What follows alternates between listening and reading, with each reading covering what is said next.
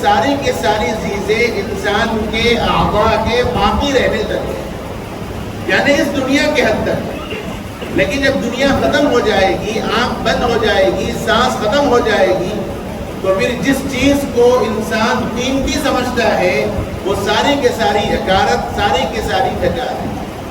اب اس کے بعد ایک نیا مرحلہ شروع ہوتا ہے، نئی زندگی شروع ہوتی ہے، اور وہ آخرت کی زندگی ہے۔ اور یہ اصل مادی زندگی جو ہے، یہ دنیا کی جو زندگی ہے، اللہ رب العزت نے فرمایا کہ یہ ایک ٹیمپرری چیز ہے۔ وَمَا الْحَيَاةُ الدُّنْيَا إِلَّا مَتَاعُ الْغُرُورِ، دنیا کی زندگی ایک وقتی سامان ہے، فائدہ اٹھانے کے لیے دیا گیا ہے، اور جب انسان کی زندگی ختم ہو جائے گی تو پھر آخرت کی زندگی باقی ہے، اور وہ اصل زندگی ہے۔ اسی لیے رسول اللہ صلی اللہ علیہ وآلہ وسلم نے قیامت سے متعلق جو بات فرمائی، یا رمضان المبارک کی جو عظمت اور اہمیت کو حضور نے بیان فرمایا، حضور نے آخرت کے اعتبار سے فرمایا کہ اس مہینے کے اندر انسان جو نیک عمل کرتا ہے، وہ ایک عمل اللہ کے نزدیک 70 گنا اضافہ کر جاتا ہے۔ ایک فرض جو کرنا ضروری ہے، جس کی ادائیگی ضروری ہے، اگر انسان اس کو ادا کرتا ہے تو اس کے فضائل کے اعتبار سے، ثواب کے اعتبار سے وہ 70 گنا اضافہ ہے۔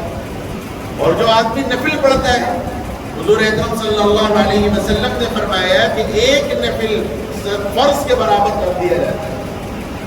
اور پھر اس کے بعد حضور نے فرمایا کہ لوگوں، یہ مہینہ مواسات کا ہے، یہ مہینہ غمخواری کا ہے، یہ مہینہ ایک دوسرے کے ساتھ محبتیں کرنے کا ہے، یہ مہینہ ایک دوسرے کے ساتھ اپنی محبتوں کو بڑھانے کا ہے، یہ مہینہ ایک دوسرے کے ساتھ غلط فہمیوں کو ختم کرنے کا ہے، یہ مہینہ ایک دوسرے کے ساتھ تعلقات کی جو ختم ہو گیا اس تعلقات کو جوڑنے کا ہے۔ یہ مہینہ مواسات کا ہے، حضور نے اس کو شہر المواسات فرمایا، غمخواری کا مہینہ، محبت کا مہینہ، ایک دوسرے کے ساتھ حسن سلوک کرنے کا مہینہ ہے۔ اس مہینے کے اندر اعمال کے اعتبار سے، فضائل کے اعتبار سے، درجات کے اعتبار سے اللہ تعالیٰ اضافہ کرتا ہے۔ اسی لیے ہم دیکھتے ہیں کہ عام دنوں کے اندر جو انسانی غفلتیں ہوتی ہیں، لیکن رمضان کی نسبتیں اور برکتوں سے انسان کے اعمال کے اندر عزیز اضافہ ہو جاتا ہے۔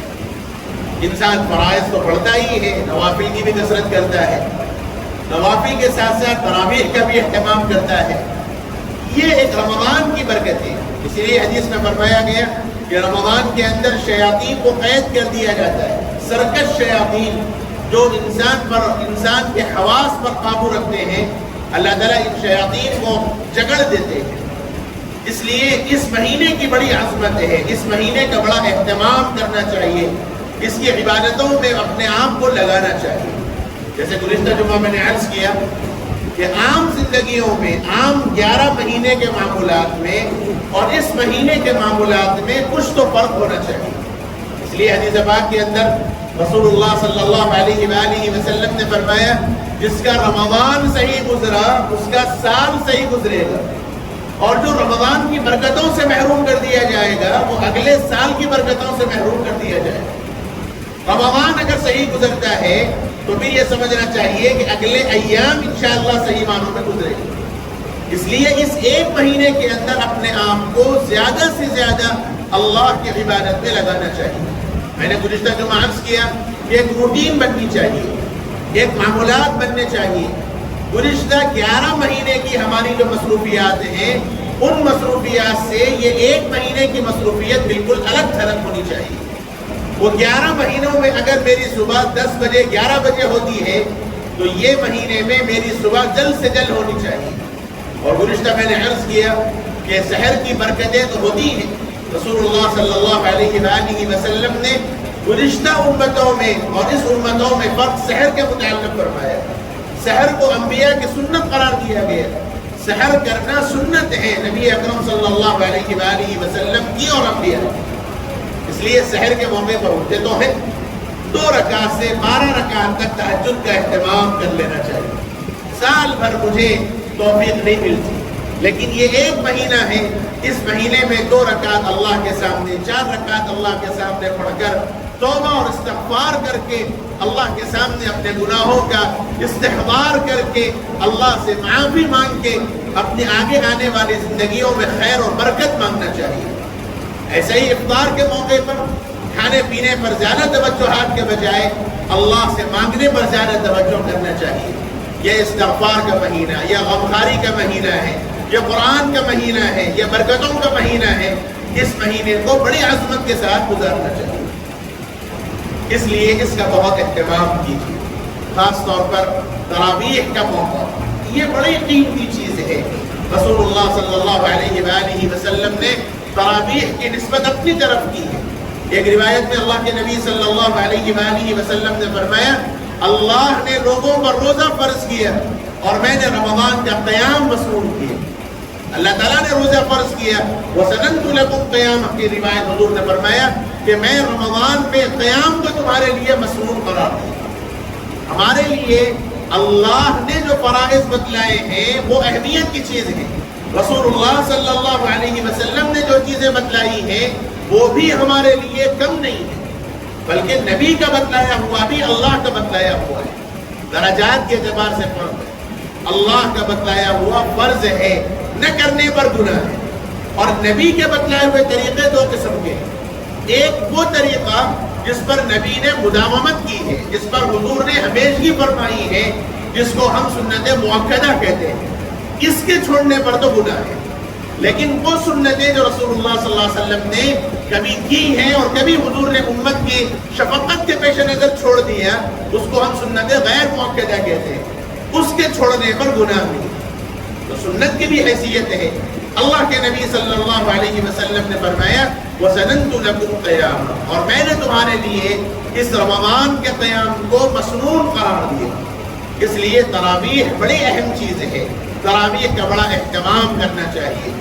8 رکعت 20 رکعت یہ مسئلے الگ ہیں، ان مسئلوں میں نہیں پڑھنا چاہیے۔ رمضان کی نسبت سے جتنی کثرت کے ساتھ ہم عبادت کریں اتنی زیادہ کریں۔ خواہ مخواہ لوگ اس پہ بحث کر کے 8 ہی رکعت تراویح ہے صاحب، 8 رکعت ہی تراویح ہے، 8 رکعت کے بعد پوری مسجدیں ویران ہو جاتی ہیں، اور 20 رکعت ہی تراویح ہے، یہ سب مسائل الگ ایک طرف ہے۔ اس وقت جب اہتمام کرنا چاہیے وہ اپنے اوقات میرے کیسے صحیح استعمال، احادیث سے، قرآن سے اور صحابہ کے عمل سے جو چیز ثابت ہے وہ تو تراویح 20 ہی رکعت ہے، تراویح 8 رکعت نہیں ہو سکتی، تراویح 20 ہی رکعت ہے۔ بقیت جن لوگوں کو شرح صدر ہے، جن لوگوں کو روایات پر اعتماد ہے، جن لوگوں کو اپنے علم پہ اعتماد ہے، اور وہ یہ کہتے ہیں کہ تراویح 8 ہی رکعت ہے، تو ان کو ان کا علم مبارک ہو، ان کو اپنا علم کرنے دیجیے۔ لیکن میں اپنے اعتبار سے کیا کر سکتا ہوں؟ اگر 8 رکعت کے بعد مزید میں 12 رکعت پڑھ لوں تو کیا میں کوئی شرک کر رہا ہوں؟ کیا میں کوئی کفر کا کام کر رہا ہوں؟ کیا میں کوئی غلط کام کر رہا ہوں؟ 8 کے بجائے اگر میں 12 رکعت اور پڑھ لوں تو میں کوئی غلط نہیں کر رہا ہوں، تراویح کی نیت سے نہیں، نفل کی نیت سے، نفل کی نیت سے پڑھ لوں کہ قرآن تو پڑھا جا رہا ہے، قرآن کی تکمیل تو ہو رہی ہے، اس کا اہتمام کیجیے۔ میرے بھائیوں، اس موقع پر ایک بات میں ضرور کہوں گا، رمضان کی نسبت سے، تراویح کی نسبت سے، عام طور پر ایک ہے قرآن پڑھنا اور ایک ہے تراویح میں قرآن پڑھنا اور قرآن سننا، دونوں چیزیں الگ الگ ہیں۔ نوجوانوں کو دیکھا جا رہا ہے کہ صاحب وہ بیٹھے رہتے ہیں، امام صاحب تراویح میں قرآن پڑھ رہے ہیں، یہ رکوع کے انتظار میں ہے، اتنا لمبا قیام کہاں سے کریں گے صاحب؟ امام رکوع میں آتے ہی فوری بھاگ کے رکوع میں آ جائیں گے۔ یہ جتنے لوگ کام کر رہے ہیں یہ قرآن کا مذاق اڑا رہے ہیں، ناجائز ہے، یہ عمل غلط ہے۔ نفل کے اندر گنجائش ہے کہ اگر آپ کو تھکاوٹ ہو رہی ہے، آپ کھڑنا مشکل ہو رہا ہے تو وقتی طور پہ بیٹھ جائیے، پھر کھڑے ہو جائیے۔ یہ فرض کے علاوہ جتنی ہے سنت نفل، اس کے اندر گنجائش ہے کہ آپ بیٹھ جائیں، کھڑے ہو جائیں، اپنی طاقت کے مطابق کر لیں۔ لیکن یہ مناسب نہیں ہے کہ امام لمبا قیام کر رہا ہے تو آپ ٹیک لگا کے بیٹھے رہیں اور رکوع ہوتے ہی رکوع میں آ کے امام کے ساتھ مل جائیں، یہ نامناسب عمل ہے۔ دو خرابیاں ہیں، ایک تو قرآن کا مذاق ہے، دوسرا رمضان المبارک کے اندر تراویح میں قرآن سننا، یہ ایک مستقل سنت ہے۔ تراویح پڑھنا ایک الگ سنت ہے، اور مکمل قرآن مجید کا سننا ایک الگ سنت ہے۔ میرے آقا کا معمول تھا کہ پورے رمضان حضور جتنا ایک سال میں قرآن نازل ہوتا اس کا اعادہ فرماتے حضرت جبرائیل علیہ السلام کے ساتھ۔ اور جس سال آقا کا انتقال ہوا اس سال حضور اکرم صلی اللہ علیہ وسلم نے 2 قرآن کا اعادہ کیا حضرت جبرائیل سے۔ اس حدیث کے پیش نظر علماء نے فرمایا کہ رمضان المبارک میں قرآن پڑھنا الگ سنت، تراویح پڑھنا الگ سنت، اور تراویح میں مکمل قرآن کا پڑھنا اور سننا یہ الگ سنت ہے۔ اب اگر نماز چھوڑ کے کوئی آدمی بیٹھ کے سنتا ہے تو وہ قرآن تو سن رہا ہے لیکن نماز کے قرآن نہیں ہو رہا، اور وہ سنت کے ترک کا گناہ ہو، اس لیے یہ عمل مناسب نہیں ہے۔ اگر تھکاوٹ ہو رہی ہے، کھڑنا مشکل ہو رہا ہو تو نیت باندھ کے کھڑے ہو جائے، کھڑنا مشکل ہے تو بیٹھ جائیے، پھر تھوڑا افاقہ ہو گیا پھر کھڑے ہو جائیے، اس کی تو گنجائش ہے، لیکن یہ نامناسب چیز ہے، اس کا خیال رکھنا چاہیے۔ دوسرا، روزوں سے متعلق عام طور پر ذہن کے اندر یہ ہے کہ روزے کے اندر انجیکشن لینے سے، روزے کے اندر گلوکوز چڑھانے سے روزہ ٹوٹ جاتا ہے۔ خواہ مخواہ لوگ اپنے روزوں میں بیماری کے باوجود اس قسم کی عمل کر کے اپنے روزے کو توڑ لیتے ہیں۔ روزے کی حالت میں انجیکشن لے سکتے ہیں، روزہ فاسد نہیں ہوگا۔ روزے کی حالت میں اگر ڈاکٹر نے آپ کو گلوکوز چڑھانے کے لیے کہا ہے تو آپ گلوکوز چڑھا سکتے ہیں، روزہ نہیں ٹوٹے گا، کوئی مسئلہ نہیں، لیکن خواہ مخواہ بیماری کا بڑھا لینا مناسب نہیں ہے۔ روزے کی حالت میں انجیکشن لیا جا سکتا ہے، کوئی حرج نہیں۔ ہاں، البتہ وہ انجیکشن جو جسم کو طاقت بخشتا ہے، جیسے طاقت کے انجیکشن آتے ہیں، وہ انجیکشن لیتے ہیں روزے کی حالت میں، اس کو فقہاء نے مکروہ قرار دیا ہے، یہ مناسب نہیں۔ لیکن بیماری کی وجہ سے جو انجیکشن لیا جاتا ہے روزے کی حالت میں اس کی گنجائش ہے، لیا جا سکتا ہے، کوئی حرج نہیں ہے۔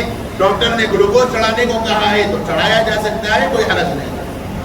بقیہ ماہر، مسلمان، مشہور، یہ 3 شرطیں ہیں۔ ماہر یعنی اپنے فن کا ماہر، جس فن کا اسپیشلسٹ ڈاکٹر جس کو آپ کہتے ہیں، ماہر، مسلمان اور مشہور یعنی اپنے فن میں وہ مشہور ہے۔ ایسا ڈاکٹر اگر کہتا ہے کہ یہ مرض آپ کو ہے اور روزہ رکھنا آپ کے صحت میں اضافہ کر سکتا ہے، آپ کے مرض میں اضافہ کر سکتا ہے، تو پھر آپ کو روزہ چھوڑنے کی گنجائش ہے۔ مثلاً آج کل شوگر کا مسئلہ ہے، ڈائبٹیز کا مسئلہ ہے، لوگ فدیہ دیتے ہیں، حالانکہ فدیہ شیخ فانی کے واسطے، شیخ فانی کا مطلب وہ آدمی جو بستر پر ہے، اب تب کا ہے، اب گیا کہ تب گیا، ایسے آدمی کو شیخ فانی کہتے ہیں۔ اس کے لیے مسئلہ ہے کہ وہ روزہ نہ رکھ کے فدیہ ادا کر دے، لیکن معمولی سے شوگر کی وجہ سے، معمولی سے بی پی کی وجہ سے آدمی روزہ چھوڑ کے فدیہ ادا کرتا ہے تو یہ ادا نہیں ہو۔ یاد رکھیے، ماہر، مسلمان، مشہور، یہ 3 شرطوں کے ساتھ اگر ڈاکٹر نے کہا ہے کہ روزہ رکھنا آپ کے لیے نقصان دہ ہے اور آپ کے مرض میں اضافہ ہو سکتا ہے، جان جانے کا اندیشہ ہے، تو ایسی صورت میں روزہ چھوڑنے کی گنجائش ہے، ورنہ روزہ چھوڑنے کی گنجائش نہیں ہے۔ اپنی طاقت کے بقدر روزہ پہلے رکھنے کی کوشش کرنا چاہیے، تھوڑی سی ہمت کر کے آدمی روزہ رکھنا چاہے تو رکھ سکتا ہے، کوئی حرج نہیں ہے۔ ہاں، اگر مرض اس نوعیت کا ہو جائے یا اس قسم کے ڈاکٹر نے بتایا کہ روزہ رکھنا نقصان دہ ہے، جان جانے کا اندیشہ ہے، تو پھر ایسی صورت میں روزہ چھوڑنے کی گنجائش ہے اور فدیہ ادا کیا جائے۔ فدیہ کیا ہے؟ اس سلسلے میں ذہن میں رکھنا چاہیے کہ ایک روزے کا جو فدیہ ہے وہ 2.25 کلو غلہ ہے۔ تو صدقۃ الفطر کی ہم مقدار ادا کرتے ہیں، وہ مقدار ہے۔ صدقۃ الفطر یا تو گیہوں کے ذریعے، یعنی ہم جو اناج کھاتے ہیں اس کے ذریعے، یا کشمش کے ذریعے، یا کھجور کے ذریعے ادا کیا جا سکتا ہے، اپنی طاقت کے بقدر۔ اللہ تعالیٰ نے گنجائش دی ہے تو کشمش سے ادا کرنا چاہیے۔ اللہ تعالیٰ نے اگر طاقت دی ہے تو پھر اگر اتنی زیادہ حیثیت نہیں ہے تو کم سے کم کھجور سے ادا کرنا چاہیے۔ آخری درجے میں طاقت نہیں ہے تو پھر آخری درجے میں گیہوں وغیرہ سے صدقۃ الفطر 2.25 کلو ایک دن کا صدقۃ الفطر کی مقدار ہوگی۔ اور آج کل کے ریٹ کے اعتبار سے آپ مارکیٹ میں معلوم کر لیں، کھجور بھی مختلف ریٹوں کے آ گئے، کشمش بھی مختلف ریٹس کے ہیں، اور گیہوں بھی الگ الگ ریٹ کا ہے. عام طور پر آج کے زمانے میں ایک نارمل اندازے کے طور پر گیہوں کے اعتبار سے 80 روپے طے کیا گیا ہے. ایک صدقۃ الفطر کی مقدار 80 روپے ایک دن کی. اگر آپ روزہ نہیں رکھ سکتے, روزہ رکھنے کی طاقت نہیں ہے, تو پھر جتنے ایام رمضان کے ہیں اتنے ایام کا صدقۃ الفدیہ آپ ادا کر دیں. کسی مستحق کو آپ ادا کر دیں, وہ آپ کا ادا ہو جائے. اس لیے بس میں اپنی بات ختم کرتے ہوئے 2-3 گزارشات جو میں نے عرض کی ہیں اس کا بڑا اہتمام کیجیے. رمضان المبارک کو خاص نسبت حاصل ہے قرآن مجید سے. جتنا کثرت سے ہو سکے قرآن کی تلاوت کا معمول بنائیے. گزشتہ جمعہ میں نے عرض کیا, ہر ساتھی طے کر لے آخری درجے میں ایک قرآن کم سے کم تکمیل کرنا, ایک قرآن آخری درجے میں. اور اگر قرآن پڑھنا نہیں آتا تو اس سے بڑی حسرت, اس سے بڑے افسوس کی بات کچھ اور نہیں. دنیا کی ساری چیزیں میں حاصل کر سکتا ہوں, لیکن اللہ کے کلام میں میری اہمیت نہیں, اللہ کے کلام کو سیکھنے کی میری کوشش نہیں, تو کل قیامت کے دن اللہ کے پاس میں کیا منہ دکھاؤں؟ جو اللہ کا کلام ہے اس سے اگر میں اتنا غافل ہوں کہ مجھے قرآن پڑھنا نہیں آتا اور میں کوشش بھی نہیں کر رہا ہوں, تو پھر کل قیامت کے دن میں اللہ کے سامنے کیا منہ دکھاؤں؟ اس لیے اگر کسی ساتھی کو قرآن پڑھنا نہیں آتا تو پریشان ہونے کی ضرورت ہے. طے کر لے آج سے وہ کہ میں قرآن سیکھوں. ائمہ کے پاس, علماء کے پاس, حفاظ کے پاس, مؤذن کے پاس دنیا کے سارے جھمیلوں میں پیسہ خرچ کرنا ہمیں آتا ہے, لیکن اپنی آخرت بنانے کے واسطے ہمیں پیسہ خرچ کرنا نہیں آتا. کوشش کیجیے ایک امام کو, ایک مؤذن کو, ایک عالم دین کو اور ایک دینی خدمت کرنے والے کو ٹیوشن کے طور پہ آپ رکھیے کہ مجھے قرآن پڑھا دیں. اس درمیان اگر آپ کی موت آ جائے گی, موت تو آنا ہی ہے, کسی کو بچنا نہیں ہے, کسی کو اس حقیقت سے انکار نہیں ہے. قرآن مجید کہتا ہے جو آدمی اللہ کے راستے میں ہجرت کرتے ہوئے چلا اور درمیان میں موت آ گئی تو کل قیامت کے دن وہ مہاجر بن کر اٹھے. حج کے راستے میں انتقال ہو گیا تو کل قیامت کے دن اللہ تعالیٰ حاجی بنا کر اسے اٹھائے گا.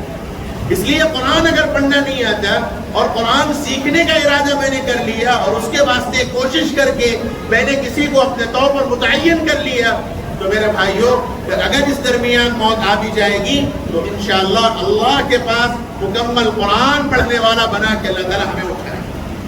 اس کا اہتمام کیجیے. بقیہ سماعت قرآن کا جو سلسلہ ہے, گزشتہ جمعہ بھی میں نے عرض کیا, یہ قرآن کا مذاق ہے. یہ سماعت قرآن کی کوئی حقیقت نہیں, کوئی حیثیت نہیں. یہ جو 3 دن کا سماعت قرآن چلتا ہے یا 1 دن کا سماعت قرآن چلتا ہے, صبح 9 بجے سے افطار سے پہلے تک قرآن چلتا ہے, اس کے بعد دعوت کا اہتمام ہوتا ہے. وہ قرآن پڑھنے والا بھی اس رفتار سے قرآن پڑھتا ہے کہ نہ اسے سمجھ میں آ رہا نہ سننے والے کو سمجھ میں آ رہا. مائک اوپر کا لگا دیا گیا, سارے کام چل رہے ہیں, شور شرابہ چل رہا, گفتگو چل رہی, فون دیکھا جا رہا, واٹس ایپ دیکھا جا رہا, فیس بک چیک کیا جا رہا, ادھر قرآن بھی چل رہا. کہ قرآن کا مذاق ہے. ایسا سماعت قرآن کا کوئی اہتمام نہیں. صحیح معنوں میں قرآن سنیے, صحیح معنوں میں قرآن پڑھیے. جتنا آپ کو آ سکتا ہے اتنا قرآن پڑھنے کی آپ کوشش کیجیے. یہ وقت کی ضرورت ہے, یہ وقت کی نجات ہے. میرے بھائیوں, تیسرا مرحلہ جو اپنی بات ختم کرنے سے پہلے وہ یہ کہ یہ ایک وقت بڑا قیمتی ہے. رمضان المبارک کا ایک لمحہ ہمارا بڑا قیمتی ہے. اس کو صحیح معنوں میں استعمال کیجیے. اپنے اوقات کو راتوں میں, ہوٹلوں میں, کھانے پینوں میں استعمال کرنے کے بجائے صحیح معنوں میں اپنے اوقات کی عبادت میں لگائیں. اور گزشتہ جمعہ میں نے جیسے عرض کیا, اللہ کے واسطے اپنی عورتوں پہ رحم کیجیے, اپنی عورتوں پہ رحم کیجیے. کل قیامت کے دن ان عورتوں کے متعلق ہم مردوں سے سوال ہونے والا ہے. ہم مردوں سے سوال ہونے والا ہے. ہم راعی ہیں. اللہ کے نبی نے فرمایا کلکم راع وکلکم مسئول عن رعیتہ. یہ عورتیں, یہ بچے, یہ بچیاں, یہ بیٹیاں, یہ بہنیں, یہ مائیں, یہ ہماری نگرانی میں ہیں. ہم اس کے ذمہ دار ہیں اور کل قیامت کے دن ان سے متعلق ہم سے سوال ہوگا. یہ عورتوں کی بڑی قربانیاں ہیں.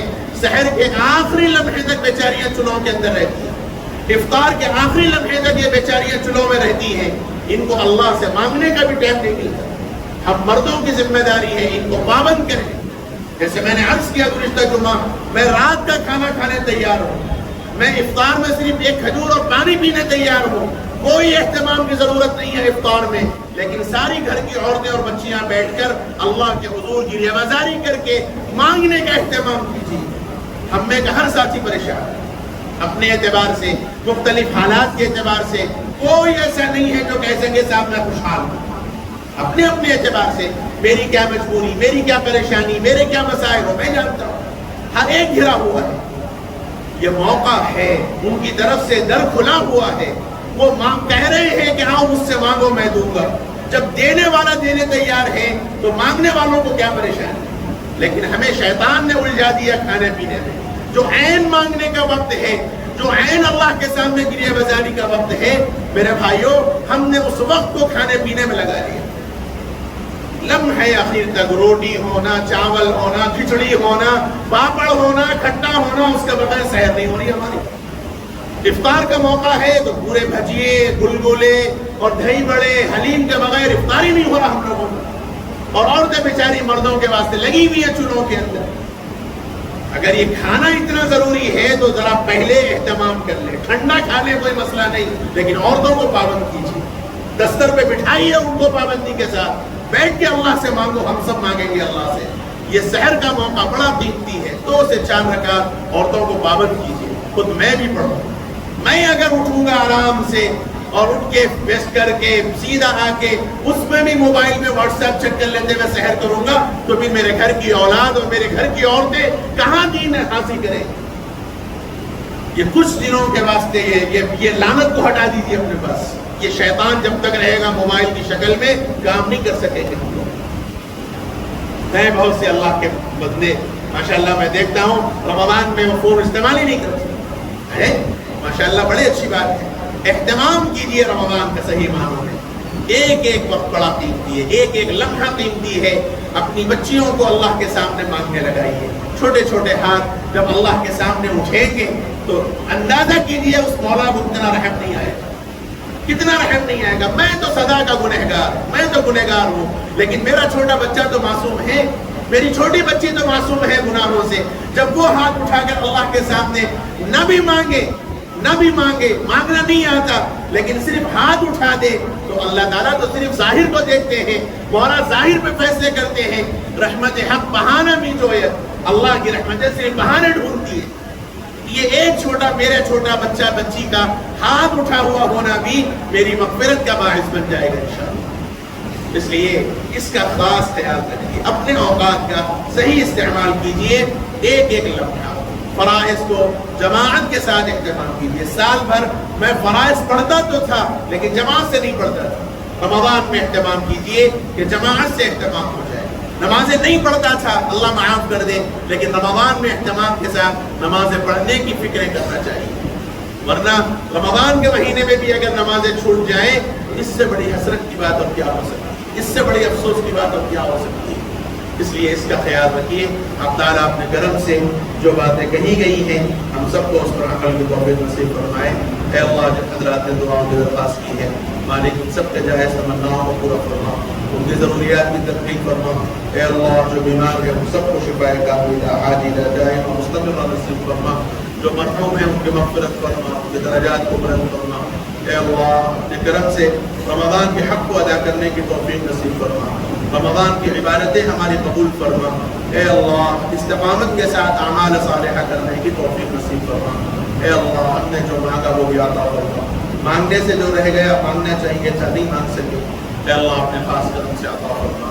اپنے فضل و کرم سے صحت و عافیت کے ساتھ رمضان کی عبادتیں کرنے کی ہم سب کو توفیق نصیب فرما۔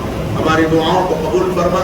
وصلی اللہ وسلم وبارک علی نبینا محمد وعلى آله وصحبه أجمعين والحمد لله رب العالمين۔ جو حضرات